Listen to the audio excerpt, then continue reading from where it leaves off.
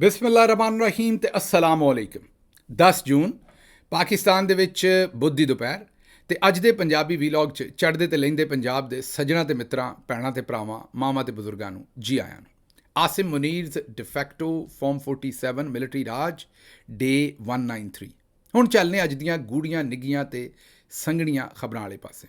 ਪਹਿਲੀ ਖਬਰ ਤੁਹਾਨੂੰ ਦਿਆਂਗੇ ਤੇ ਤੁਸੀਂ ਉੱਠ ਕੇ ਖਲੋ ਜਾਓਗੇ। ਖਬਰ ਇਹੋ ਜਿਹੀ ਹੈ, ਸਾਡੇ ਜਰਨੈਲ ਜਿਹੜੇ ਨੇ ਉਹਨਾਂ ਨੇ ਸਾਡੇ general Nazir Ahmad Sahib, lieutenant general retired Nazir Ahmad Sahib, ਜਿਹੜੇ ਨਜ਼ੀਰ ਬੱਟ ਸਾਹਿਬ, ਉਹ ਇਸ ਵੇਲੇ ਤੁਹਾਨੂੰ ਪਤਾ ਹੈ ਕਿ ਨੈਬ ਦੇ ਚੇਅਰਮੈਨ ਨੇ। ਉਹਨਾਂ ਨੇ ਤੁਹਾਡੇ ਸਾਰਿਆਂ ਦਾ ਸਿਰ ਫਖਰ ਨਾਲ ਬੁਲੰਦ ਕਰ ਦਿੱਤਾ ਹੈ।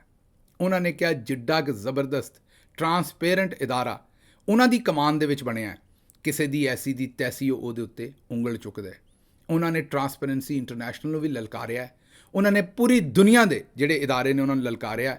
ਬਣਦੀ ਤੇ ਗੱਲ ਜਰਨੈਲ ਸਾਹਿਬ ਦੀ ਇੰਜੀ ਹੈ। ਜਰਨੈਲ ਸਾਹਿਬ ਨੇ ਕਿਹਾ ਕੀ ਹੈ ਉਹ ਤੁਹਾਡੇ ਸਾਹਮਣੇ ਰੱਖਣੇ, ਜ਼ਰਾ ਸੁਣਨਾ ਤੇ ਫਿਰ ਤੁਸੀਂ ਆਪਣਾ ਸੀਨਾ ਬਹੁਤਾ ਨਾ ਚੌੜਾ ਕਰਿਓ, ਐਵੇਂ ਬੀੜੇ ਸ਼ੀੜੇ ਟੁੱਟ ਜਾਣਗੇ। ਬੀੜੇ ਮਤਲਬ ਹੈ ਬਟਨ ਜਿਹੜੇ ਹੁੰਦੇ ਨੇ, ਇਹਨਾਂ ਨੂੰ ਪੰਜਾਬੀ 'ਚ ਬੀੜੇ ਕਹਿੰਦੇ ਨੇ। ਬਟਨਾਂ ਨੂੰ ਬੀੜੇ ਤੇ ਕੱਪੜਿਆਂ ਨੂੰ ਲੀੜੇ।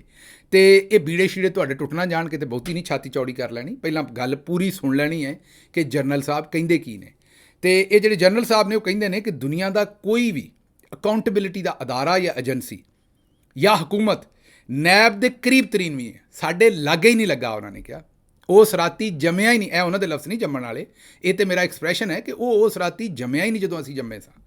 ਜਨਰਲ ਸਾਹਿਬ ਕਹਿੰਦੇ ਨੇ ਕਿ ਟਰਾਂਸਪੇਰੈਂਸੀ ਇੰਟਰਨੈਸ਼ਨਲ ਨੂੰ ਇਹ ਤਸਲੀਮ ਕਰਦਿਆਂ ਆ ਮੌਤ ਪੈਂਦੀ ਹੈ। ਉਰਦੂ 'ਚ ਕਿਹਾ ਕਿ ਤਸਲੀਮ ਕਰਤੇ ਹੋਏ ਜਾਨ ਜਾਤੀ ਹੈ, ਪੰਜਾਬੀ 'ਚ ਤਾਂ ਇਹੀ ਕਹਾਂਗੇ ਵੀ ਮੌਤ ਪੈਂਦੀ ਹੈ। ਉਹ ਕਹਿੰਦੇ ਨੇ ਕਿ ਟਰਾਂਸਪੇਰੈਂਸੀ ਇੰਟਰਨੈਸ਼ਨਲ ਨੂੰ ਇਹ ਤਸਲੀਮ ਕਰਦਿਆਂ ਹੋਇਆ, ਇਹ ਮੰਨਦਿਆਂ ਹੋਇਆਂ ਉਹਨਾਂ ਨੂੰ ਮੌਤ ਪੈਂਦੀ ਹੈ ਕਿ ਅਗਰ ਇਹ ਕਰ ਲਿਆ ਤਾਂ ਪਾਕਿਸਤਾਨ IMF ਤੋਂ ਆਜ਼ਾਦ ਹੋ ਜਾਏਗਾ।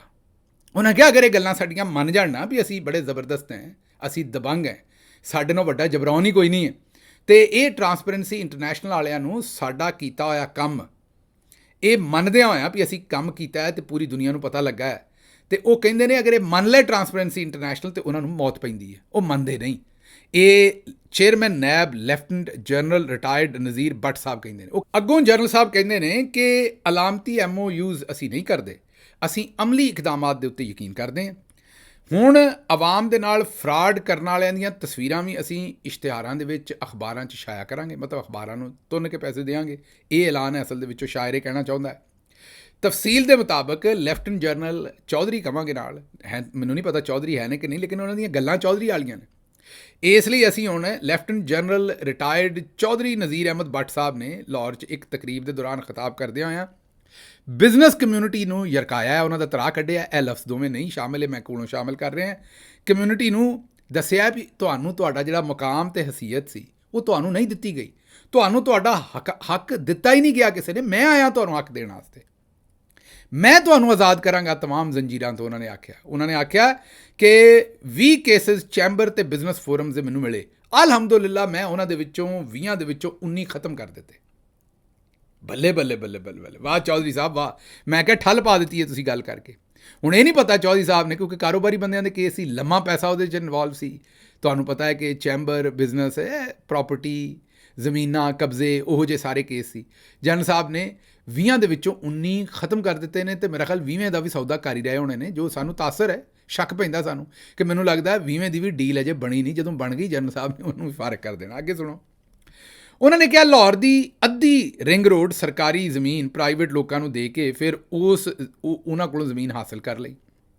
ਇਹ ਉਸੇ ਮੂੰਹ ਨਾਲ ਗੱਲ ਕਰ ਰਹੇ ਨੇ ਜਿਸ ਮੂੰਹ ਨਾਲ ਕਹਿੰਦੇ ਨੇ ਵੀ ਤੁਹਾਡਾ ਮੁਕਾਮ ਤੁਹਾਨੂੰ ਨਹੀਂ ਦਿੱਤਾ ਗਿਆ। ਉਸੇ ਮੂੰਹ ਨਾਲ ਕਹਿੰਦੇ ਨੇ ਵੀ 20 ਕੇਸ ਆਏ ਸੀ, ਮੈਂ 19 ਖਤਮ ਕਰ ਦਿੱਤੇ ਨੇ। ਉਸੇ ਮੂੰਹ ਨਾਲ ਹੁਣ ਕਹਿਣ ਡਏ ਨੇ, ਉਸੇ ਮੂੰਹ ਨਾਲ, ਦੂਜੇ ਨਾਲ ਨਹੀਂ। Lieutenant general retired Nazir Butt ਸਾਹਿਬ ਉਸੇ ਮੂੰਹ ਨਾਲ ਕਹਿੰਦੇ ਨੇ ਵੀ ਲਾਹੌਰ ਦੀ ਰਿੰਗ ਰੋਡ ਅੱਧੀ ਜਿਹੜੀ ਹੈ ਉਹ ਲੁੱਟ ਲਈ ਹੈ ਤੁਸੀਂ। ਸਾਰੀ ਕਾਰੋਬਾਰੀ ਉਹਨੇ ਲੁੱਟਣੀ ਹੈ ਨਾ। ਬਿਸ਼ਾਰਤ ਮਸੱਲੀ ਸਾਡੇ ਸੱਜਣ ਨੇ ਆ ਕੇ ਤਾਂ ਨਹੀਂ ਉੱਥੇ, ਮੇਰਾ ਮਤਲਬ ਹੈ ਕਿ ਉਹ ਅੱਧੀ ਲੈ ਲਈ ਜ਼ਮੀਨ, ਉਹ ਇਹਨਾਂ ਨੇ ਲੁੱਟਣੀ ਹੈ ਨਾ, ਜਾਂ ਬਾਬੇ ਨੱਥੂ ਨੇ ਲੁੱਟੀ ਹੈ। ਉਸੇ ਮੂੰਹ ਨਾਲ ਕਹਿੰਦੇ ਨੇ ਵੀ ਮੈਂ ਤੁਹਾਡੇ 20 ਚੋਂ 19 ਜਿਹੜੇ ਕੇਸ ਨੇ ਉਹ ਖਤਮ ਕਰ ਦਿੱਤੇ ਨੇ। ਉੱਥੇ ਖਲੋ ਕੇ ਆਉਂਦੇ ਨੇ ਵੀ ਲੁੱਟ ਲਈ ਹੈ। 18 ਅਰਬ ਡਾਲਰ ਦੀ ਇਕਾਨਮੀ ਸੂਬੇ ਪੰਜਾਬ 'ਚ ਜਨਰੇਟ ਕਰਾਂਗੇ। ਹੁਣ ਜਨਰਲ ਸਾਹਿਬ ਬਾਕਾਇਦਾ ਛਾਲ ਮਾਰ ਕੇ, ਜਿਵੇਂ ਜਾਂਗੀਆ ਪਾ ਕੇ ਨਾ, ਜਾਂਗੀਆ ਸਵਿਮ ਸੂਟ ਜਿਹੜਾ ਕੱਛਾ ਹੁੰਦਾ ਉਹਨੂੰ, ਸਵਿਮ ਸੂਟ ਨੂੰ ਜਾਂਗੀਆ ਵੀ ਆਖ ਦਿੰਦੇ ਨੇ, ਜਾਂਗੀਆ ਪਾ ਕੇ, ਅਤੇ ਜਨਰਲ ਸਾਹਿਬ ਜਿਹੜੇ ਨੇ ਉਹ ਹੁਣ ਗੋਤਾ ਲੈਣ ਲੱਗੇ ਨੇ ਪ੍ਰਾਪਰਟੀ ਦੇ ਬਿਜ਼ਨਸ ਦੇ ਵਿੱਚ, ਪਲਾਟਾਂ 'ਚ। ਤੁਹਾਨੂੰ ਪਤਾ ਇਹਦੇ 'ਚ ਤੇ ਜਾਨ ਹੈ ਨਾ ਉਹਨਾਂ ਦੀ। ਜਾਣੇ ਜਿਗਰ ਨੇ ਉਹ ਇਸ ਸਾਰੇ ਕੰਮ ਦੇ, ਅਤੇ ਉਹ ਹੁਣ ਛਾਲ ਮਾਰਨ ਲੱਗੇ ਨੇ। ਨੁੱਕਰ ਵਾਲਾ ਪਲਾਟ ਅਤੇ ਕਮਰਸ਼ੀਅਲ ਪਲਾਟ ਅਤੇ ਫਲਾਨਾ ਪਲਾਟ, ਉਹ ਹੁਣ ਕਹਿੰਦੇ ਨੇ ਵੀ 18 ਅਰਬ ਡਾਲਰ ਦੀ। ਉਹ ਜਿਸ ਤਰ੍ਹਾਂ ਤੁਹਾਨੂੰ ਪਤਾ ਹੈ ਕਿ 100 ਅਰਬ ਡਾਲਰ ਲੈ ਕੇ ਆਉਣਾ ਸੀ ਆਸਿਮ ਮੁਨੀਰ ਸਾਹਿਬ ਨੇ, ਉਹ ਕਿਉਂਕਿ ਵੱਡੇ ਜਰਨੈਲ ਨੇ 5 ਸਿਤਾਰਿਆਂ ਵਾਲੇ, ਇਹ ਜ਼ਰਾ 3 ਸਿਤਾਰਿਆਂ ਵਾਲੇ ਜਰਨੈਲ ਨੇ। ਮੈਨੂੰ ਨਹੀਂ ਪਤਾ 4 ਸਟਾਰ ਤੇ ਜ਼ਾਹਿਰ ਨਹੀਂ ਬਣੇ, ਆਰਮੀ ਚੀਫ ਵਗੈਰਾ ਨਹੀਂ, ਇਹ ਤਿੰਨਾਂ ਵਾਲੇ ਨੇ। ਅਤੇ ਇਹ ਜਿਹੜੇ ਟ੍ਰਿਪਲ ਸਟਾਰ ਨੇ ਨਾ, ਇਹ ਆਉਂਦੇ ਨੇ ਵੀ ਮੈਂ 18, ਇਹਨਾਂ ਨੇ 100 ਤੋਂ ਜ਼ਰਾ ਕੰਮ ਇਹਨਾਂ ਨੇ ਹਵਾ ਘੱਟ ਭਰੀ ਹੈ। ਇਹਨਾਂ ਨੇ ਕਿਹਾ ਹੈ ਕਿ ਮੈਂ ਤੁਹਾਨੂੰ ਜਿਹੜਾ ਹੈ ਉਹ 18 ਅਰਬ ਡਾਲਰ ਦੀ ਇਕੋਨਮੀ ਜਨਰੇਟ ਕਰਕੇ ਦੇਵਾਂਗੇ। ਅੱਗੋਂ ਉਹਨਾਂ ਨੇ ਕਿਹਾ ਆਵਾਮ ਨੂੰ ਧੋਖਾ ਦੇਣ ਵਾਲੇ ਫਰਾਡੀਆਂ ਦੀਆਂ ਹੁਣ ਤਸਵੀਰਾਂ ਇਸ਼ਤਿਹਾਰ 'ਚ ਦੇ ਦਿਆਂਗੇ। ਲਓ ਜੀ, ਮੈਂ ਤੁਹਾਡੇ ਨਾਲ ਵਾਅਦਾ ਕਰਨਾ ਵੀ ਉਸ ਇਸ਼ਤਿਹਾਰ 'ਤੇ ਇਹਨਾਂ ਦੀ ਵੀ ਤਸਵੀਰ ਲੱਗੀ ਹੋਏਗੀ। ਉਹ ਜ਼ਾਹਿਰ ਹੈ ਫਰਾਡੀਆਂ ਦੀ ਪਾਸੇ 'ਤੇ ਲੱਗੀ ਹੋਏਗੀ, ਉਤਲੇ ਪਾਸੇ ਨਾ ਆਪਣੀ ਵੀ ਲਾਈ ਹੋਣੀ ਹੈ ਕਿ ਮੈਂ ਚੇਅਰਮੈਨ ਨਾਇਬ ਹਾਂ ਜਿਹਨੇ ਦਵਾਈ ਹੈ। ਲੇਕਿਨ ਵੇਖੋ ਤਸਵੀਰ ਤੇ ਰੱਬ ਦੇ ਕੰਮ ਵੇਖ ਲਓ, ਇਹਨਾਂ ਦੀ ਅਕਲ ਵੇਖ ਲਓ ਕਿੰਨੀ ਹੋਣੀ ਵੀ ਫਰਾਡੀਆਂ ਦੇ ਇਸ਼ਤਿਹਾਰ 'ਚ ਇਹਨਾਂ ਦੀ ਆਪਣੀ ਤਸਵੀਰ ਵੀ ਹੋਣੀ। ਅੱਗੇ ਸੁਣੋ, ਉਹ ਕਹਿੰਦੇ ਨੇ ਕਿ ਰੀਅਲ ਸਟੇਟ ਦੇ ਬਾਰੇ ਨੈਬ ਇੱਕ ਜਾਮੇ ਲਾਹੇ ਅਮਲ ਬਣਾਇਆ। ਜ਼ਰਾ ਚੈੱਕ ਕਰੋ ਪਲਾਟਾਂ 'ਚ ਕਿਵੇਂ ਵੜਦੇ ਨੇ। ਪਲਾਟਾਂ ਜਿਵੇਂ ਉਹ, ਮੇਰਾ ਮਤਲਬ ਹੈ ਕਿ ਉਹ ਗੰਨੇ ਦੇ ਸੀਜ਼ਨ 'ਚ ਗਿੱਦੜ ਜਿਹੜੇ ਨੇ ਉਹ ਕਮਾਦ ਦੀਆਂ ਪੈਲੀਆਂ 'ਚੋਂ ਨਹੀਂ ਨਿਕਲਦੇ ਨਾ, ਇਵੇਂ ਪ੍ਰਾਪਰਟੀ 'ਚੋਂ ਨਹੀਂ ਨਿਕਲਦੇ।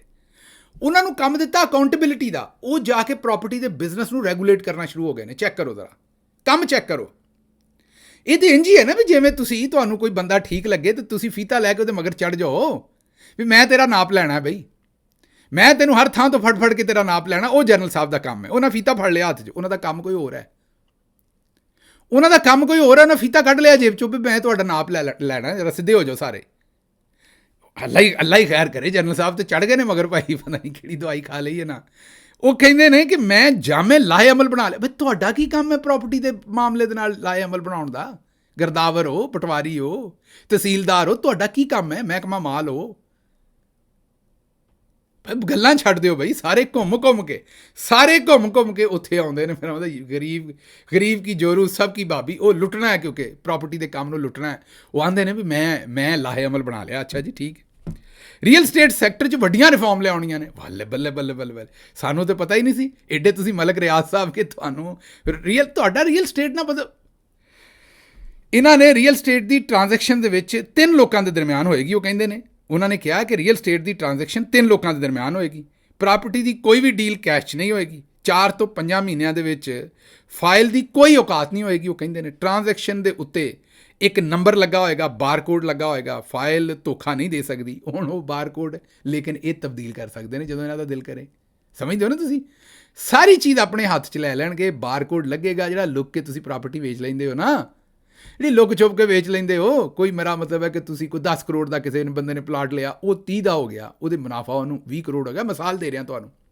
ਉਹ ਚੁੱਪ ਕਰਕੇ ਗੁਜਰਾਂਵਾਲੇ 'ਚ ਬਹਿ ਕੇ, ਸਿਆਲਕੋਟ 'ਚ ਬਹਿ ਕੇ, ਲਾਹੌਰ, ਫੈਸਲਾਬਾਦ ਤੁਸੀਂ ਚੁੱਪ ਕਰਕੇ ਡੀਲ ਕਰ ਲਈ। ਸ਼ੇਖ ਜੀ ਆ ਫੜੋ ਪੈਸੇ, ਜਾਂ ਮਲਕ ਸਾਹਿਬ ਫੜੋ, ਜਾਂ ਭੱਟ ਸਾਹਿਬ ਹੈ ਲੋ ਫੜੋ। ਉਹ ਚਲੋ ਜੀ ਇੰਨੇ 'ਚ ਠੀਕ ਹੈ। ਉਹ ਕਰਕੇ ਤੁਸੀਂ ਫਿਰ ਪਟਵਾਰੀ ਨਾਲ ਗੱਲਬਾਤ ਕਰਕੇ ਹੁਣ ਉਹ ਆਉਂਦੇ ਨੇ ਬਾਰਕੋਡ ਇਹਨਾਂ ਦੇ ਕੰਪਿਊਟਰ 'ਤੇ ਆਏਗਾ ਵੀ ਇੰਨੇ ਦੀ ਡੀਲ ਫਲਾਣੇ ਥਾਂ 'ਤੇ ਹੋਈ, ਤਾਂ ਕਿ ਪੈਸੇ ਇਕੱਠੇ ਕਰਨ ਦੇ ਵਿੱਚ ਜਨਰਲ ਸਾਹਿਬ ਨੂੰ ਜ਼ਿਆਦਾ ਤਕਲੀਫ ਨਾ ਹੋਵੇ। ਜਿਹੜੀ ਵੀ ਟੈਕਨੋਲੋਜੀ ਹੈ ਉਹ ਅਗਰ ਅੱਛੇ ਕੰਮ ਲਈ ਇਸਤੇਮਾਲ ਕਰੋ ਤਾਂ ਚੰਗੀ ਹੈ, ਭੈੜੇ ਲਈ ਇਸਤੇਮਾਲ ਕਰੋ ਤਾਂ ਭੈੜੀ। ਮਸਲਨ ਜਿਸ ਤਰ੍ਹਾਂ ਮੋਬਾਈਲ ਦੀ ਲੋਕੇਸ਼ਨ ਹੈ, ਇਹ ਫੋਨ ਮੋਬਾਈਲ ਵੀ ਪਿੰਡਾਂ 'ਚ ਕਹਿ ਦਿੰਦੇ ਨੇ ਇਹਨੂੰ। ਅਮਰੀਕਾ ਵਾਲੇ ਇਹਨੂੰ ਮੋਬਾਈਲ ਫੋਨ ਕਹਿੰਦੇ ਨੇ, ਮੋਬਾਈਲ, ਠੀਕ ਹੈ। ਅਤੇ ਅਸੀਂ ਇਹਨੂੰ ਮੋਬਾਈਲ ਫੋਨ ਆਉਂਦੇ, ਸੈੱਲ ਫੋਨ ਵੀ ਕਹਿੰਦੇ ਨੇ ਅਮਰੀਕਾ ਵਾਲੇ, ਠੀਕ ਹੈ। ਅਤੇ ਪਿੰਡਾਂ ਦੇ ਵਿੱਚ ਸਾਡੇ ਮੋਬਾਈਲ ਵੀ ਕਹਿ ਦਿੰਦੇ ਨੇ ਬਾਬੇ। ਅਤੇ ਬਹਰਹਾਲ ਇਹ ਜਿਹੜਾ ਮੋਬਾਈਲ ਫੋਨ ਹੈ, ਇਹਦੀ ਜਿਹੜੀ ਲੋਕੇਸ਼ਨ ਹੈ ਨਾ ਵੀ ਕਿੱਥੇ ਤੁਸੀਂ ਬੈਠੇ ਹੋ ਪਤਾ ਲੱਗ ਜਾਏ, ਉਹ ਜ਼ਾਹਿਰ ਹੈ ਉਹ ਤਾਂ ਚੰਗੇ ਕੰਮ ਵਾਸਤੇ ਟੈਕਨੋਲੋਜੀ ਕੱਢੀ ਸੀ ਵੀ ਕੋਈ ਬੰਦਾ ਗਵਾਚ ਜਾਏ, ਕਿਸੇ ਨੂੰ ਕੋਈ ਅਗਵਾ ਕਰ ਲੇ ਤਾਂ ਪਤਾ ਲੱਗ ਜਾਏ। ਇਹਨਾਂ ਨੇ ਕੀ ਕੰਮ ਕੀਤਾ? ਇਹਨਾਂ ਨੇ ਸਿਆਸੀ ਵਰਕਰਾਂ ਨੂੰ ਚੁੱਕਣ ਵਾਸਤੇ ਹਿਸਾਬ ਲਾਇਆ ਜੀ ਕਿੱਥੇ ਕਿੱਥੇ। ਇਹਨਾਂ ਨੂੰ ਜਿਹੜੀ ਟੈਕਨੋਲੋਜੀ ਵੀ ਦਿਓਗੇ ਨਾ ਉਹਦਾ ਭੈੜਾ ਇਸਤੇਮਾਲ ਕਰਨਗੇ, ਕਿਉਂਕਿ ਟਰੈਕ ਰਿਕਾਰਡ ਮਾੜਾ ਹੈ। ਮਾੜਾ ਹੈ ਅਤੇ ਉੱਥੋਂ ਸਾਨੂੰ ਪਤਾ ਲੱਗਣ ਡਿਆ ਵੀ ਇਹਨਾਂ ਨੂੰ ਬਾਰਕੋਡ ਦਿੱਤਾ ਅਤੇ ਉੱਥੋਂ ਵੀ ਧੂੜਾਂ ਪੁੱਟ ਦੇਣਗੇ ਇੱਕ ਵਾਰੀ ਤੁਹਾਡੇ ਵਾਲੀਆਂ। ਅੱਗੇ ਜੀ, ਚੇਅਰਮੈਨ ਨੈਬ ਨੇ ਇਹ ਤਾਂ ਦੱਸ ਦਿੱਤਾ ਬਾਰਕੋਡ। ਉਹਨਾਂ ਨੇ ਬਹਰਹਾਲ ਗੱਲ ਪੂਰੀ ਇਹੀ ਕੀਤੀ ਹੈ ਵੀ ਜਨਾਬ ਸਾਡੇ ਵਰਗਾ ਮਹਿਕਮਾ ਕੋਈ ਨਹੀਂ, ਮੇਰੇ ਵਰਗਾ ਪੁੱਤਰ ਜੰਮਿਆ ਹੀ ਕੋਈ ਨਹੀਂ ਮਾਂ ਨੇ, ਸਾਡੀ ਰਾਤੀ ਕੋਈ ਨਹੀਂ ਜੰਮਿਆ। ਟਰਾਂਸਪੇਰੈਂਸੀ ਇੰਟਰਨੈਸ਼ਨਲ ਨੂੰ ਪਤਾ ਹੀ ਨਹੀਂ ਲੱਗਣ ਡਿਆ ਵੀ ਅਸੀਂ ਕਿਹੋ ਜਿਹੇ ਹੀਰੇ ਹਾਂ। ਉਹ ਸਾਡੀ ਗੱਲ ਮੰਨਦੇ ਹੀ ਨਹੀਂ। ਅਗਰ ਉਹ ਸਾਡੀ ਗੱਲ ਆਉਂਦੇ ਨੇ ਮੰਨਣ ਅਤੇ ਅਸੀਂ ਤਾਂ ਮੇਰਾ ਮਤਲਬ ਇੱਕ ਵਾਰੀ ਧੂੜਾਂ ਧਮਾ ਦਈਏ। ਉਹਨਾਂ ਦੇ ਕਹਿਣ ਦਾ ਮਤਲਬ ਇਹ ਹੈ। ਅੱਛਾ ਜੀ, ਅਗਲੀ ਖਬਰ ਤੁਹਾਡੇ ਸਾਹਮਣੇ ਦਈਏ। ਉਹ ਖਬਰ ਇਹ ਹੈ ਕਿ ਅਬਸ਼ਾ ਕਾਮਰਾਨ ਸਾਹਿਬਾ ਇੱਕ ਸ਼ਹਿਰੀ ਨੇ, ਪਾਕਿਸਤਾਨ ਦੀਆਂ ਬੜੀਆਂ ਮੁਤਬਰ ਸ਼ਹਿਰੀ ਨੇ। ਅਕਸਰ ਉਹ ਪਟੀਸ਼ਨਸ ਲੈ ਕੇ ਜਾਂਦੇ ਨੇ ਅਦਾਲਤਾਂ ਦੇ ਵਿੱਚ ਆਵਾਮ ਨੂੰ ਇਨਸਾਫ ਦਿਵਾਉਣ ਵਾਸਤੇ। ਉਹ ਲਾਹੌਰ ਹਾਈ ਕੋਰਟ ਲੈ ਕੇ ਗਏ ਕਿ ਆ ਜਿਹੜੇ ਬਿਜਲੀ ਦੇ ਬਿੱਲਾਂ 'ਚ ਕੈਪੈਸਿਟੀ ਦਾ ਮਤਲਬ ਕੀ ਕਿ ਬਿਜਲੀ ਬਾਲੋ ਨਾ ਬਾਲੋ, ਬਿਜਲੀ ਇਸਤੇਮਾਲ ਕਰੋ ਨਾ ਕਰੋ, ਤੁਹਾਨੂੰ ਬਿੱਲ ਫੇਰ ਵੀ ਪੈਣਾ। ਕਿਉਂ? ਪਿੱਛੇ ਕਾਰਖਾਨਾ ਲੱਗਾ ਹੈ, ਕਾਰਖਾਨਾ ਉਸ ਸਾਹੂਕਾਰ ਦਾ ਲੱਗਾ, ਮਸਲਨ ਸ਼ਹਿਬਾਜ਼ ਸ਼ਰੀਫ ਦੇ ਪੁੱਤਰ ਦੇ ਵੀ ਕਾਰਖਾਨੇ, ਜਿਹਦੇ ਨਾਲ ਹਕੂਮਤ ਨੇ ਇਹ ਸੌਦਾ ਕੀਤਾ ਵੀ ਤੂੰ ਬਿਜਲੀ ਬਣਾ ਨਾ ਬਣਾ, ਤੂੰ ਕਾਰਖਾਨਾ ਲਾ ਦਿੱਤਾ, ਤੈਨੂੰ ਇੰਨੇ ਪੈਸੇ ਅਸੀਂ ਦੇਣੇ ਹੀ ਦੇਣੇ ਨੇ। ਹੁਣ ਬਿਜਲੀ ਤਾਂ ਤੁਸੀਂ ਸੋਲਰ 'ਤੇ ਇਸਤੇਮਾਲ ਕਰਦੇ ਹੋ ਬਹੁਤੀ ਸਾਰੀ, ਜ਼ਿਆਦਾ ਲੋਕ, ਉਨੀ ਬਿਜਲੀ ਤਾਂ ਪਾਕਿਸਤਾਨ ਇਸਤੇਮਾਲ ਨਹੀਂ ਕਰਦਾ। ਉਹ ਜਿਹੜੀ ਬਿਜਲੀ ਹੁਣ ਘੱਟ ਇਸਤੇਮਾਲ ਕਰਦੇ ਨੇ, ਉਹਦੀ ਵਜ੍ਹਾ ਤੋਂ ਕਪੈਸਿਟੀ ਪੇਮੈਂਟ ਘੱਟ ਬੰਦਿਆਂ 'ਤੇ ਬਹੁਤੀ ਪਾਈ ਜਾਂਦੇ ਨੇ। ਇਹ ਆਪਣੇ ਇਹੋ ਜਿਹੇ ਸੌਦੇ ਕਰਦੇ ਨੇ, ਆਪਣੇ ਪੁੱਤਰਾਂ ਨੂੰ, ਭਤੀਜਿਆਂ ਨੂੰ, ਲੱਗਦੇ ਲੈਂਦਿਆਂ ਨੂੰ ਉਹ ਸੌਦੇ ਦਿੰਦੇ ਨੇ ਅਤੇ ਉਹ ਤੁਹਾਡੇ ਖੂਨ 'ਚੋਂ ਕੱਢਦੇ ਨੇ। ਅਬਸ਼ਾ ਕਾਮਰਾਨ ਸਾਹਿਬਾ ਕੋਰਟ ਦੇ ਵਿੱਚ ਲੈ ਕੇ ਗਏ ਕੇਸ ਕਿ ਜੀ ਇਹ ਤਾਂ ਬੰਦ ਕਰੋ, ਇਹ ਕਿਹੜਾ ਕੰਮ ਸ਼ੁਰੂ ਕੀਤਾ? ਇਹਦੇ 'ਚ ਤਾਂ ਅਸੈਂਬਲੀ ਨੇ ਵੀ ਕੋਈ ਕਾਨੂੰਨ ਨਹੀਂ ਪਾਸ ਕੀਤਾ। ਅੱਗੋਂ ਅਦਾਲਤ ਨੇ ਕਿਹਾ ਵੀ ਬੀਬੀ ਸਾਨੂੰ ਕਿਉਂ ਮਰਵਾਉਣਾ ਹੈ। ਜਸਟਿਸ ਅਹਿਮਦ ਨਦੀਮ ਅਰਸ਼ਦ ਸਾਹਿਬ ਨੇ ਕਿਹਾ ਵੀ ਨਹੀਂ ਬੀਬੀ, ਇਹ ਕੰਮ ਨਹੀਂ ਹੋ ਸਕਦਾ। ਤਹਿਰੀਰੀ ਫੈਸਲਾ ਉਹਨਾਂ 6 ਸਫ਼ਿਆਂ ਦਾ ਦਿੱਤਾ। ਉਹਨਾਂ ਨੇ ਕਿਹਾ ਤਵਾਨਾਈ ਸ਼ੋਬੇ 'ਚ ਪਾਲਿਸੀ ਸਾਜ਼ੀ ਅਦਲੀਆ ਨਹੀਂ, ਹਕੂਮਤ ਤੇ ਪਾਰਲੀਮੈਂਟ ਦਾ ਇਖਤਿਆਰ ਹੈ, ਸਾਡਾ ਕੋਈ ਲੈਣ ਦੇਣ ਨਹੀਂ ਇਹਦੇ ਵਿੱਚ। ਜਿੰਨਾ ਮਰਜ਼ੀ ਖੂਨ ਚੂਸਣ ਆਵਾਮ ਦਾ, ਅਸੀਂ ਇੱਥੇ ਇਸ ਕੰਮ ਵਾਸਤੇ ਨਹੀਂ ਬੈਠੇ। ਉਹਨਾਂ ਦਰਖਾਸਤ ਫਾਰਿਗ ਕਰ ਦਿੱਤੀ।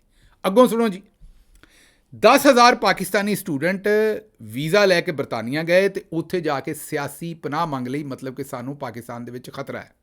ਇਹ ਉਹਨਾਂ ਨੇ ਜ਼ਾਹਿਰ ਹੈ, ਕਿਸੇ ਆਖਿਆ ਵੀ ਮੈਂ ਜਨਾਬ ਫਲਾਣੇ ਫਿਰਕੇ ਨਾਲ ਤਲਕ ਰੱਖਦਾ, ਮੈਨੂੰ ਉੱਥੇ ਮਾਰ ਦੇਣਗੇ। ਕਿਸੇ ਨੇ ਆਖਿਆ ਮੈਂ ਫਲਾਨੀ ਜਮਾਤ ਨਾਲ ਹੈ। ਕਿਸੇ ਨੇ ਆਖਿਆ ਮੈਂ ਮੇਰੇ ਫਲਾਣੇ ਕੋਈ ਸ਼ੌਕ ਹੈ ਐਸਾ ਕਿ ਜਿਹਦੇ ਨਾਲ ਮੈਂ ਉੱਥੇ ਮਾਰਿਆ ਜਾਵਾਂਗਾ। ਜਿਹੜੀ ਵੀ ਉਹਨਾਂ ਨੇ ਆਪਣੀ ਵਜ੍ਹਾ ਉੱਤੇ ਬਿਆਨ ਕੀਤੀ। ਇੱਕ ਕਾਇਮਾ ਕਮੇਟੀ ਦਾ ਇਜਲਾਸ ਹੋਇਆ ਪਾਰਲੀਮੈਂਟ ਦੀ। ਗੈਰ ਕਾਨੂੰਨੀ ਇਮੀਗ੍ਰੇਸ਼ਨ, ਪਾਸਪੋਰਟ ਪਾਲਿਸੀ ਅਤੇ ਫੌਜਦਾਰੀ ਕਵਾਨੀਨ ਦੇ ਮੁਜਵਜ਼ਾ ਇਸਲਾਹਾਤ ਦੇ ਉੱਤੇ ਬਰੀਫਿੰਗ ਦਿੱਤੀ ਗਈ। ਐਕਸਪ੍ਰੈਸ ਨਿਊਜ਼ ਇਹ ਖਬਰ ਦੇਣ ਡਿਆ। ਉਹ ਦੱਸਦੇ ਨੇ ਕਿ ਉਹੀ ਬਦਨਾਮੇ ਜ਼ਮਾਨਾ IG ਸਾਹਿਬ ਜਿਹੜੇ ਪੰਜਾਬ ਤੋਂ, ਡਾਕਟਰ ਉਸਮਾਨ ਅਨਵਰ ਸਾਹਿਬ, ਉਹਨਾਂ ਨੇ ਦੱਸਿਆ ਵੀ ਗੈਰ ਕਾਨੂੰਨੀ ਤੌਰ 'ਤੇ ਬੈਰੂਨੇ ਮੁਲਕ ਅਫਰਾਦ ਨੇ ਪਾਕਿਸਤਾਨ ਦੀ ਬਦਨਾਮੀ ਦਾ ਬਾਇਸ ਬਣੇ ਨੇ। ਜ਼ਿਲ੍ਹੇ ਸ਼ਾਹ ਨੂੰ ਕਤਲ ਕਰਨਾ, ਲੋਕਾਂ ਦੇ ਘਰਾਂ 'ਚ ਵੜਨਾ, ਔਰਤਾਂ ਨੂੰ ਗੁੱਤਾਂ ਤੋਂ ਫੜ ਕੇ ਖਿੱਚਣਾ, ਉਹਨਾਂ ਦੇ ਕੱਪੜਿਆਂ ਤੋਂ ਖਿੱਚਣਾ, ਗਿਰੇਬਾਨਾਂ 'ਚ ਹੱਥ ਪਾਉਣਾ, ਲੋਕਾਂ ਨੂੰ ਮਾਰਨਾ ਕੁੱਟਣਾ, ਕਤਲ ਕਰਨਾ, ਇਹਦੇ ਨਾਲ ਪਾਕਿਸਤਾਨ ਦੀ ਨੇਕਨਾਮੀ ਹੁੰਦੀ ਹੈ। ਕੋਈ ਗਰੀਬ ਗੁਰਬਤ ਤੋਂ ਤੰਗ ਉੱਥੇ ਜਾ ਕੇ ਸੱਚਾ ਜਾਂ ਝੂਠਾ ਆਂਦਾ ਵੀ ਮੈਨੂੰ ਪਨਾਹ ਦੇ ਦਿਓ, ਮੈਂ ਜਿਹੜਾ ਭੁੱਖ ਮਰਦਾ ਪਾਕਿਸਤਾਨ, ਉੱਥੇ ਜਾ ਕੇ ਅਗਰ ਕੋਈ ਝੂਠ ਜਾਂ ਸੱਚ ਜੋ ਵੀ ਉਹ ਕਰਦਾ ਮੈਨੂੰ ਨਹੀਂ ਪਤਾ, ਉਹ ਇਹਨਾਂ ਦੇ ਹਿਸਾਬ ਨਾਲ ਬੜੀ ਬਦਨਾਮੀ ਦਾ ਬਾਇਸ ਹੈ। ਅੱਗੇ ਤੁਰੋ ਜੀ। ਯੂਰਪੀ ਯੂਨੀਅਨ ਸਮੇਤ ਮੁਤਅੱਦਦ ਮਮਾਲਿਕ ਨੇ ਪਾਕਿਸਤਾਨ ਨੂੰ ਆਖਿਆ ਵੀ ਬਈ ਇਹ ਬੰਦੇ ਡੱਕੋ ਆਪਣੇ ਆਉਣ ਤੋਂ। ਅਤੇ ਉਹਨਾਂ ਨੇ ਇਹ ਵੀ ਦੱਸਿਆ ਕਿ 580 ਪਾਕਿਸਤਾਨੀ ਬੈਲਾਰੂਸ ਗਏ, ਵਾਪਸ ਨਹੀਂ ਆਏ। ਬਰਤਾਨੀਆ 'ਚ 10,000 ਪਾਕਿਸਤਾਨੀਆਂ ਨੇ ਸਟੂਡੈਂਟ ਵੀਜ਼ੇ 'ਤੇ ਜਾਣ ਤੋਂ ਬਾਅਦ ਸਿਆਸੀ ਪਨਾਹ ਦੀ ਦਰਖਾਸਤ ਦੇ ਦਿੱਤੀ। ਮਲੇਸ਼ੀਆ ਔਰ ਉਜ਼ਬਕਿਸਤਾਨ ਦੇ ਜ਼ਰੀਏ ਇਨਸਾਨੀ ਸਮਗਲਿੰਗ ਦਾ ਨਵਾਂ ਰੂਟ ਸਾਹਮਣੇ ਆਇਆ। ਉਹਨਾਂ ਨੇ ਕਿਹਾ 2025 ਦੇ ਦੌਰਾਨ ਦਸਤਾਵੇਜ਼ਾਤ ਦੇ ਬਗੈਰ ਬੈਰੂਨੇ ਮੁਲਕ ਜਾਣ ਦੀ ਕੋਸ਼ਿਸ਼ ਕਰਨ ਵਾਲੇ 39,786 ਅਫਰਾਦ ਨੂੰ ਆਫਲੋਡ ਕੀਤਾ, ਜਦੋਂ ਕਿ ਸਟਾਪ ਲਿਸਟ ਤੇ ਇੰਟਰਪੋਲ ਅਲਰਟਸ ਦੀ ਬੁਨਿਆਦ ਤੇ 3,000 ਤੋਂ ਜ਼ਾਇਦ ਅਫਰਾਦ ਨੂੰ ਸਫ਼ਰ ਤੋਂ ਰੋਕਿਆ ਗਿਆ। ਉਹ ਆਂਦੇ ਨੇ ਰਵਾਂ ਸਾਲ ਦੇ ਵਿੱਚ 7,000 ਪਾਕਿਸਤਾਨੀ ਆਜ਼ਰਬਾਈਜਾਨ ਵਿਜ਼ਿਟ ਤੇ ਗਏ, ਵਾਪਸ ਨਹੀਂ ਆਏ, ਜਦੋਂ ਕਿ ਲੀਬੀਆ ਤੋਂ 175 ਗ੍ਰਿਫਤਾਰ ਪਾਕਿਸਤਾਨੀਆਂ ਨੂੰ ਵਾਪਸ ਲਿਆਂਦਿਆ ਗਿਆ। ਮੁਨਜ਼ਮ ਬਕਾਰੀਆਂ ਦੇ ਵਿੱਚੋਂ 75% ਜਾਲੀ ਦਸਤਾਵੇਜ਼ਾਤ ਇਸਤੇਮਾਲ ਕਰਕੇ ਜਾਂਦੇ ਨੇ ਬਾਹਰ, ਉਹਦੇ 'ਚ ਵੀ ਕਮੀ ਆਈ ਹੈ। ਅਤੇ ਤਲਾਲ ਚੌਧਰੀ ਸਾਹਿਬ ਨੇ ਦੱਸਿਆ ਵੀ ਪਾਕਿਸਤਾਨ ਤੋਂ ਗੈਰ ਕਾਨੂੰਨੀ ਇਮੀਗ੍ਰੇਸ਼ਨ ਦੇ ਵਿੱਚ 47% ਕਮੀ ਆਈ ਹੈ। ਇਹਦੀ ਤਸਦੀਕ ਯੂਰਪ ਨੇ ਵੀ ਕੀਤੀ ਅਤੇ ਅਮਰੀਕਾ ਨੇ। ਉਹਨਾਂ ਤਾਂ ਤੁਹਾਨੂੰ ਸ਼ਾਬਾਸ਼ ਦੇਣੀ ਹੈ, ਕਿਉਂਕਿ ਜਿਹੜੇ ਭੁੱਖ ਮਰਦੇ ਉੱਥੇ ਜਾ ਕੇ ਰਿਜ਼ਕ ਲੱਭਦੇ ਸਨ, ਉਹ ਤੁਸੀਂ ਡੱਕ ਛੱਡੇ ਨੇ। ਉਹ ਤੁਹਾਨੂੰ ਅਤੇ ਤੁਹਾਡੇ ਟੱਬਰਾਂ ਨੂੰ ਵੀਜ਼ੇ ਵੀ ਦੇਣਗੇ ਅਤੇ ਤੁਹਾਨੂੰ ਚੁੱਕਣਗੇ ਵੀ ਤਾਂ ਨੂੰ। ਅਤੇ ਜਿਹੜੇ ਆਮ ਆਵਾਮ ਨੇ ਜਾਂ ਤਾਂ ਉਹਨਾਂ ਵਾਸਤੇ ਮੁਲਕ ਦੇ ਵਿੱਚ ਕੁਛ ਕਰ ਦਿਓ, ਠੀਕ ਹੈ, ਮੰਨ ਲੈਂਦੇ ਤੁਹਾਡੀ ਗੱਲ ਵੀ ਉਹ ਜਾਲੀ ਤਰੀਕੇ ਨਾਲ ਬਾਹਰ ਜਾਂਦੇ ਨੇ, ਪਰ ਇੱਥੇ ਜਿਹੜਾ ਉਹ ਭੁੱਖ ਮਰਦੇ ਨੇ, ਕੀ ਕਰਨ ਉਹ? ਜਿਸ ਵੇਲੇ ਸਿਕੰਦਰ ਆਇਆ ਸੀ, ਅਲੈਗਜ਼ੈਂਡਰ ਦੀ ਗ੍ਰੇਟ ਆਇਆ ਸੀ, ਉੱਥੋਂ ਗਰੀਸ ਤੋਂ ਤੁਰਿਆ ਸੀ, ਉਹ ਆ ਕੇ ਅਪੜਿਆ ਸੀ ਔਰ ਉਹਨੇ ਇੱਥੇ ਹਮਲਾ ਕੀਤਾ ਸੀ ਅਤੇ ਇੱਥੇ ਸਾਡੀ ਇੱਟ ਨਾਲ ਇੱਟ ਵਜਾਈ ਸੀ। ਉਹ ਕਾਨੂੰਨੀ ਤਰੀਕੇ ਨਾਲ ਆਇਆ ਸੀ। ਈਸਟ ਇੰਡੀਆ ਕੰਪਨੀ ਆਈ ਸੀ, ਲੁੱਟ ਲੱਟ ਕੇ ਲੈ ਗਈ ਸੀ ਹਰ ਸ਼ੈ ਵਾਪਸ। ਜਿਸ ਵੇਲੇ ਇਹ ਗੌਰ ਨਾਲ ਤੁਸੀਂ ਗੱਲ ਸੁਣਨੀ ਹੈ, ਪਿੰਡਾਂ ਵਾਲਿਆਂ ਨੂੰ ਮੈਂ ਸਮਝਾਉਣ ਲੱਗਾ ਗੌਰ ਨਾਲ। ਜਿਸ ਵੇਲੇ, ਹੁਣ ਤਾਂ ਤੁਹਾਨੂੰ ਯਕੀਨ ਹੀ ਨਹੀਂ ਆਏਗਾ ਨਾ ਇਸ ਗੱਲ ਦਾ, ਇਹ ਤਾਂ ਰੱਬ ਦੇ ਅਸੂਲ ਨੇ, ਕਦੀ ਥੱਲੇ ਦੀ ਮਿੱਟੀ ਉੱਤੇ ਅਤੇ ਕਦੀ ਉੱਤੇ ਦੀ ਮਿੱਟੀ ਥੱਲੇ। ਜਿਸ ਵੇਲੇ ਈਸਟ ਇੰਡੀਆ ਕੰਪਨੀ, ਜਿਹੜੀ ਬ੍ਰਿਟਿਸ਼ ਅਸਲ ਦੇ ਵਿੱਚ ਤੇ ਫੌਜ ਸੀ, ਬ੍ਰਿਟਿਸ਼ ਪਿੱਛੋਂ ਹਕੂਮਤ ਸੀ, ਉਹਨਾਂ ਨੇ ਉਹ ਈਸਟ ਇੰਡੀਆ ਕੰਪਨੀ ਬਣਾਈ ਵੀ ਇਹਨਾਂ ਕਾਰੋਬਾਰ ਕਰਨਾ ਹੈ। ਕਾਰੋਬਾਰੀ ਬਣਾਤਾ ਨਾ ਆਪਣੀ ਫੌਜ ਨੂੰ ਉਹਨਾਂ ਨੇ। ਜਿਵੇਂ ਸਾਡੀ ਫੌਜ ਇਸ ਵੇਲੇ ਕਾਰੋਬਾਰੀ ਹੈ, ਬਹੁਤ ਜ਼ਿਆਦਾ ਕਾਰੋਬਾਰ ਕਰ ਰਹੀ ਹੈ, ਉਵੇਂ ਹੀ ਉਹਨਾਂ ਨੇ ਈਸਟ ਇੰਡੀਆ ਕੰਪਨੀ ਨਾਂ ਦੀ ਇੱਕ ਕੰਪਨੀ ਬਣਾ ਕੇ ਇੱਥੇ ਘੱਲੇ ਬੰਦੇ। ਉਹਨਾਂ ਨੇ ਇੰਡੀਆ ਦੇ ਵਿੱਚ ਆਖਿਆ ਜੀ ਅਸੀਂ ਇੱਥੇ ਫੈਕਟਰੀ ਲਾਉਣੀ, ਇੱਥੇ ਮੈਨੂਫੈਕਚਰਿੰਗ ਕਰਨੀ, ਸਾਨੂੰ ਇਹ ਰੂਟ ਦੇ ਦਿਓ। ਹੈ ਉਹ ਜਿਹੜੇ ਵੀ ਬਾਦਸ਼ਾਹ ਸਨ ਉਸ ਵੇਲੇ, ਮੁਗਲ ਬਾਦਸ਼ਾਹ ਜਾਂ ਦੂਜੇ ਰਾਜੇ ਮਹਾਰਾਜੇ, ਉਹਨਾਂ ਨੇ ਆਪਣੇ ਵੱਲ ਕਰ ਲਿਆ। ਮੁਗਲ ਸਲਤਨਤ ਉਸ ਵੇਲੇ ਬੜੀ ਕਮਜ਼ੋਰ ਹੋਈ ਸੀ, ਕਈ ਥਾਵਾਂ 'ਤੇ ਰਾਜੇ ਮਹਾਰਾਜੇ ਸਨ, ਉਹਨਾਂ ਨੇ ਢੇਰ ਲਿਆ ਆਪਣੇ ਵਾਲੇ ਪਾਸੇ, ਪੈਸੇ ਪੂਸੇ ਲਾ ਕੇ, ਹੋਰ ਛੂਆਂ ਆਫਰ ਕਰਕੇ, ਔਰ ਆਹਿਸਤਾ ਆਹਿਸਤਾ ਉਹ ਵੱਢਦੇ ਗਏ, ਅੰਦਰ ਆਉਂਦੇ ਗਏ। ਜਿਸ ਵੇਲੇ ਉਹ ਆਏ ਸਨ ਨਾ, ਅਤੇ ਇੰਡੀਆ ਪੂਰੀ ਦੁਨੀਆ 'ਚ ਅਮੀਰ ਤਰੀਨ ਮੁਲਕ ਸੀ। ਇੰਡੀਆ ਕੀ ਸੀ? ਅੱਜ ਦਾ ਇੰਡੀਆ ਅੱਜ ਦਾ ਬੰਗਲਾਦੇਸ਼ ਤੇ ਅੱਜ ਦਾ ਪਾਕਿਸਤਾਨ। ਤੁਹਾਨੂੰ ਇਸ ਗੱਲ ਤੇ ਯਕੀਨ ਹੀ ਨਹੀਂ ਆਉਣਾ। ਉਸ ਵੇਲੇ ਜਿਹੜੀ ਪੂਰੀ ਦੁਨੀਆ ਦੀ GDP ਸੀ ਨਾ, ਆਮ ਲਫ਼ਜ਼ਾਂ 'ਚ ਪਿੰਡ ਬੈਠੇ ਬੰਦੇ ਨੂੰ ਇਹ ਦੱਸਦੇ ਆ ਵੀ ਪੂਰੀ ਦੁਨੀਆ ਦੀ ਜਿਹੜੀ ਕਮਾਈ ਸੀ ਨਾ, ਪੂਰੀ ਦੁਨੀਆ ਦੀ ਜਿਹੜੀ ਕਮਾਈ ਸੀ, ਉਹ ਪੂਰੀ ਦੁਨੀਆ ਦੀ 100 ਚੋਂ 75 ਰੁਪਈਏ ਪੂਰੀ ਦੁਨੀਆ ਕਮਾਉਂਦੀ ਸੀ। ਪੂਰੀ ਦੁਨੀਆ, ਯੂਰਪ ਵੀ, ਅਮਰੀਕਾ ਵੀ, ਸਾਰੇ। ਤੇ 100 ਚੋਂ 25 ਜਾਂ 26 ਰੁਪਈਏ ਸਿਰਫ ਇੰਡੀਆ ਕਮਾਉਂਦਾ ਸੀ। ਸਮਝ ਆ ਗਈ ਜੇ ਤੁਹਾਨੂੰ? ਅਗਰ ਪੂਰੀ ਦੁਨੀਆ 100 ਰੁਪਈਆ ਕਮਾਉਂਦੀ ਸੀ ਨਾ, ਵੈਸੇ ਇੰਜ ਨਹੀਂ ਹੁੰਦਾ GDP, ਲੇਕਿਨ ਮੈਂ ਤੁਹਾਨੂੰ ਸਮਝਾਉਣ ਵਾਸਤੇ ਕਿ ਪੂਰੀ ਦੁਨੀਆ ਅਗਰ 100 ਰੁਪਈਆ ਕਮਾਉਂਦੀ ਸੀ ਨਾ, ਤੇ ਇੰਡੀਆ ਜਿਹੜਾ 25 ਜਾਂ 26 ਰੁਪਈਏ ਕਮਾਉਂਦਾ ਸੀ। ਇਹ ਜਿਹੜੇ 3 ਮੁਲਕ ਸਨ ਰਲ ਕੇ। ਤੇ ਬਰਤਾਨੀਆ ਕਿੰਨੇ ਕਮਾਉਂਦਾ ਸੀ? ਬਰਤਾਨੀਆ ਕਮਾਉਂਦਾ ਸੀ 2.5 ਤੋਂ 3 ਰੁਪਈਏ 100 ਦੇ ਵਿੱਚੋਂ। ਸਮਝ ਆ ਗਈ ਜੇ ਫਿਰ ਤਗੜਾ ਕਿਹੜਾ ਹੋਇਆ? ਜਿਸ ਵੇਲੇ 200 ਸਾਲ ਜਾਂ ਜਿੰਨੇ ਵੀ ਉਹਨਾਂ ਪੂਰੇ ਕੀਤੇ, ਈਸਟ ਇੰਡੀਆ ਕੰਪਨੀ ਇੱਥੋਂ ਗਈ, ਤੇ ਜਾਣ ਵੇਲੇ ਪੂਰੀ ਦੁਨੀਆ ਅਗਰ 100 ਰੁਪਈਆ ਕਮਾਉਂਦੀ ਸੀ, ਤੇ ਉਹਦੇ 'ਚੋਂ ਬਰਤਾਨੀਆ ਜਿਹੜਾ ਹੈ ਉਹ ਕਮਾਉਂਦਾ ਸੀ 25 ਰੁਪਈਏ, ਤੇ ਅਸੀਂ ਕਿੰਨੇ ਕਮਾਉਂਦੇ ਸਾਂ? ਪੂਰਾ ਖਿੱਤਾ 3 ਰੁਪਈਏ। ਖਿੱਚ ਕੇ ਲੈ ਗਏ ਹਰ ਸ਼ੈ ਸਾਡੀਆਂ ਨਾੜਾਂ 'ਚੋਂ।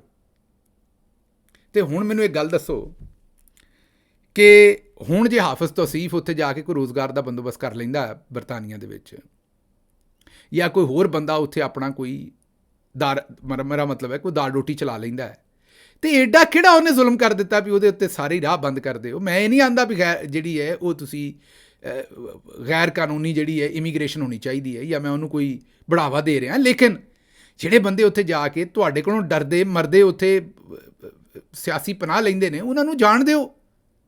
ਕਿਉਂ ਡੱਕਦੇ ਜੇ ਉਹਨਾਂ ਨੂੰ? ਘਰ 'ਚ ਵੀ ਮਾਰਦੇ ਜੇ, ਤੇ ਜੇ ਉਹ ਬਾਹਰ ਨਿਕਲ ਕੇ ਭੱਜਣ ਦੀ ਕੋਸ਼ਿਸ਼ ਕਰਦੇ ਨੇ, ਉੱਥੋਂ ਵੀ ਪਿੱਛੋਂ ਫੜ ਕੇ ਮਾਰਦੇ ਜੇ। ਚਾਹੁੰਦੇ ਕੀ ਜੇ? ਸਮਝ ਤੋਂ ਬਾਹਰ ਹੈ ਵੀ ਇਹ ਇਹਨਾਂ ਸਾਰਿਆਂ ਦੇ ਨਾਲ ਕਰਨਾ ਕੀ ਚਾਹੁੰਦੇ ਨੇ। ਬਹਰਹਾਲ ਜੀ, ਖਬਰਾਂ ਹੋਰ ਵੀ ਸਨ। ਮੈਂ ਤੁਹਾਨੂੰ ਬਸ ਇਹੀ ਦੱਸਣਾ ਵੀ ਜਿਹੜੀ ਉੱਥੇ ਕਸ਼ਮੀਰ ਕਮੇਟੀ, ਉਹਨਾਂ ਦੇ ਉੱਤੇ ਬੜਾ ਜ਼ੁਲਮ ਹੋ ਰਿਹਾ ਇਸ ਵੇਲੇ। ਹੁਣ ਆਉਂਦੇ ਨੇ ਉਹਨਾਂ ਦੇ ਕੋਲੋਂ ਨੋਟ ਨਿਕਲ ਆਏ ਨੇ, ਕਰੰਸੀ ਨਿਕਲ ਆਈ, ਉਹ ਵੀ ਇੰਡੀਆ ਦੀ ਨਿਕਲ ਆਈ। ਉਹੀ ਪੁਰਾਣੀਆਂ ਗੱਲਾਂ, ਬਰੂਨੀ ਰਾਬਤੇ, ਰਾਹ ਦੇ ਨਾਲ ਤਲਕ, ਇੰਡੀਆ ਦੇ ਨਾਲ ਰਾਬਤੇ, ਗੱਦਾਰੀ ਦੇ ਸਰਟੀਫਿਕੇਟ, ਉਹ ਪੁਰਾਣੀਆਂ ਗੱਲਾਂ, ਪੁਰਾਣੀਆਂ ਬਾਤਾਂ, ਉਹੀ ਸਾਰੀਆਂ ਚਲਾਈ ਆਉਂਦੇ ਨੇ। ਤੇ ਇਹਨਾਂ ਨੂੰ ਲੱਗਦਾ ਵੀ ਆਵਾਮ ਨੇ ਅਜੇ ਵੀ ਸੱਤੂ ਪੀਤੇ ਨੇ, ਜਾਂ ਆਵਾਮ ਨੇ ਭੰਗ ਪੀਤੀ। ਹੁਣ ਆਵਾਮ ਜਾਗ ਗਈ, ਆਵਾਮ ਨੂੰ ਪਤਾ ਵੀ ਇੰਡੀਅਨ ਕਰੰਸੀ ਇੱਧਰੋਂ ਨਹੀਂ ਨਿਕਲਣੀ। ਇੰਡੀਆ ਵਾਲਿਆਂ ਨੇ ਅਗਰ ਰੁਪਈਏ ਦੇਣੇ ਨੇ ਤਾਂ ਪਾਕਿਸਤਾਨੀ ਰੁਪਈਆਂ 'ਚ ਦੇਣੇ ਨੇ। ਉੱਥੋਂ ਕੋਈ ਉਹਨਾਂ ਨੇ ਆਪਣਾ ਏਜੰਟ ਜਿਹੜਾ ਉਹ ਊਂਠ 'ਤੇ ਬਹਾ ਕੇ ਤਾਂ ਨਹੀਂ ਘੱਲਣਾ। ਉਹਨਾਂ ਨੇ ਕਿਸੇ ਨੂੰ ਦੁਬਈ 'ਚ ਆਖਣਾ ਹੈ ਜਾਂ ਪਾਕਿਸਤਾਨ 'ਚ ਆਖਣਾ ਤੇ ਇੱਥੇ ਪੇਮੈਂਟ ਕਰਵਾਉਣੀ ਹੈ। ਇੰਜੀ ਇੰਟੈਲੀਜੈਂਸ ਏਜੰਸੀਆਂ ਕਰਦੀਆਂ ਨੇ ਕੰਮ। ਉਹ ਲੋਕਲ ਕਰੰਸੀ ਤੁਹਾਨੂੰ ਪੇਮੈਂਟ ਕਰਾਉਣੀ। ਇੰਡੀਆ ਦੇ ਪੈਸੇ ਪਾਕਿਸਤਾਨ ਦੇ ਵਿੱਚ ਬਾਬੇ ਨੱਥੂ ਦੀ ਦੁਕਾਨ 'ਤੇ ਚੱਲਣੇ ਜਾ ਕੇ। ਮਤਲਬ ਪਾਕਿਸਤਾਨ ਦੇ ਵਿੱਚ ਇੰਡੀਅਨ ਕਰੰਸੀ। ਮੈਨੂੰ ਇੱਕ ਗੱਲ ਦਾ ਜਵਾਬ ਦੇ ਦਿਓ ਨਾ ਵੀ ਜੇ ਤੁਹਾਨੂੰ ਮੈਂ ਦੇ ਦਿਆਂ ਔਰ ਤੁਹਾਡੇ ਉੱਤੇ ਪੁਲਿਸ ਲੱਗੀ ਵੀ ਹੋਵੇ, ਮਤਲਬ ਤੁਸੀਂ ਕੋਈ ਐਸਾ ਕੰਮ ਕਰ ਰਹੇ ਹੋ ਜਿਵੇਂ ਕਸ਼ਮੀਰ ਐਕਸ਼ਨ ਕਮੇਟੀ ਵਾਲੇ ਨੇ 24 ਘੰਟੇ ਤੁਹਾਡੀਆਂ ਨਜ਼ਰਾਂ 'ਚ ਨੇ, ਉਹਨਾਂ ਨੂੰ ਅਗਰ ਤੁਸੀਂ ਇੰਡੀਅਨ ਕਰੰਸੀ ਦੇ ਦਿਓ, ਚਲਾਉਣਗੇ ਕਿੱਥੇ? ਮੈਨੂੰ ਇਹ ਦੱਸੋ। ਉਹਨਾਂ ਕੋਲ ਅੱਗ, ਉਹਨਾਂ ਨੂੰ ਬਾਲ ਕੇ ਤੇ ਉਹਦੀ ਅੱਗ ਸੇਕਣੀ ਹੈ। ਖਰਚ ਕਰਨੇ ਨੇ ਨਾ ਕਿਤੇ, ਸਮਾਨ ਖਰੀਦਣਗੇ ਕੋਈ। ਤੁਸੀਂ ਆਪੇ ਹੀ ਆਉਂਦੇ ਹੋ ਵੀ ਉਹਨਾਂ ਗੋਲਾ ਖਰੀਦਣਾ, ਬਰੂਦ ਖਰੀਦਣਾ, ਬੰਦੂਕਾਂ, ਗੋਲੀਆਂ, ਆਪੇ ਆਉਂਦੇ ਹੋ ਨਾ ਦਹਿਸ਼ਤਗਰਦ ਨੇ, ਕੋਈ ਸ਼ੈ ਖਰੀਦਣੀ ਹੋਏਗੀ। ਇੰਡੀਅਨ ਕਰੰਸੀ 'ਚ ਕਿਵੇਂ ਖਰੀਦਣਗੇ? ਕੋਈ ਯਾਰ ਕੋਈ ਕਹਾਣੀ ਬਣਾਉਂਦੇ ਆ ਵੀ ਸੋਚ ਲਿਆ ਕਰੋ ਥੋੜ੍ਹਾ ਜਿਹਾ, ਮਿਹਰਬਾਨੀ ਕਰੋ, ਜਾਂਦੀ ਕਰੋ। ਮੈਨੂੰ ਇੱਥੋਂ ਇਜਾਜ਼ਤ ਦਿਓ ਤੇ ਰੱਬ ਰੱਖ।